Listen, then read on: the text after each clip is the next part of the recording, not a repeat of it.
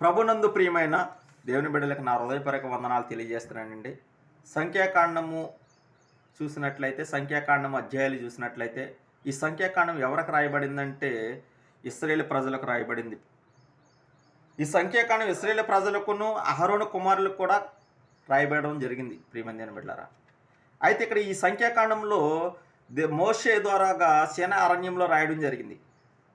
ఈ మోషే ప్రవక్త సీనా అరణ్యంలో ఎప్పుడైతే రాశాడు ఈ గ్రంథంలో క్రీస్తు ఏ విధంగా కనిపిస్తున్నాడంటే ఇత్తడి సర్పముగా కనిపిస్తున్నాడు ప్రియమైన దేవుని బిడ్డలారా. ఈ ఇత్తడి సర్పముగా కనిపించడానికి కారణం ఏమిటంటే ఇశ్రాయేలు ప్రజలు ఐగుప్తు దేశంలో బందీలుగా ఉండి బానిసలుగా ఉన్నప్పుడు దేవుడు మోషే ద్వారాగా వారిని విడిపించి మా కానాను దేశానికి వారి మార్గాన్ని సిద్ధపరిచినప్పుడు, ఆ మార్గంలో వారు ప్రయాణం అయిపోతున్నప్పుడు ఎప్పుడైతే ఈ ఇశ్రాయేలు ప్రజలు దేవుడు చేస్తున్న అద్భుతాలు ఆశ్చర్యకార్యాలు చూసి కూడా మోషేని ఏం చేశారంటే సనుక్కోవడం మొదలుపెట్టారు.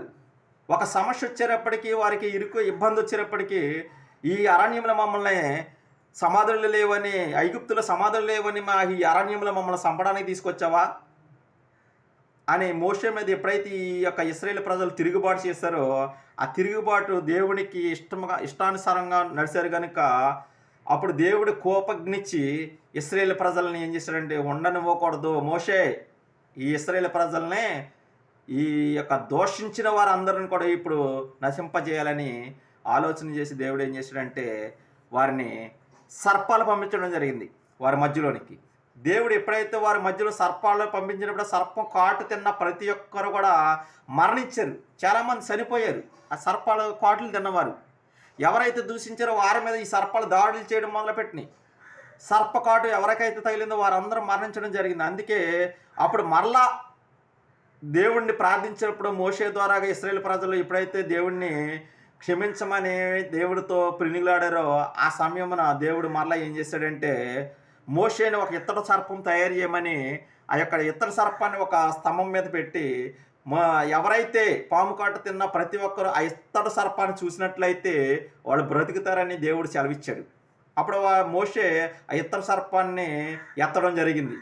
మోషే ఇత్తడి సర్పం ఎత్తినప్పుడు ఆ ఇత్తడి సర్పాన్ని చూసినప్పుడు మాత్రం ప్రతి ఒక్క ఇశ్రాయేలు ప్రజల్లోనూ ఎవరైతే సర్పకాటు తిన్నారో వారు ప్రమాదంలో ఉన్న వారందరూ కూడా ఇత్తడి సర్పాన్ని చూసినప్పుడు వారు బ్రతకడం జరిగింది ప్రియమైన దేవుని బిడ్డలారా. దేవుడు అందుకే ఇత్తడి సర్పంగా కనిపించాడు. ఇక్కడ ఇత్తడి సర్పం ద్వారా వారిని స్వస్థతపరిచాడు. దేవుని స్తోత్రం.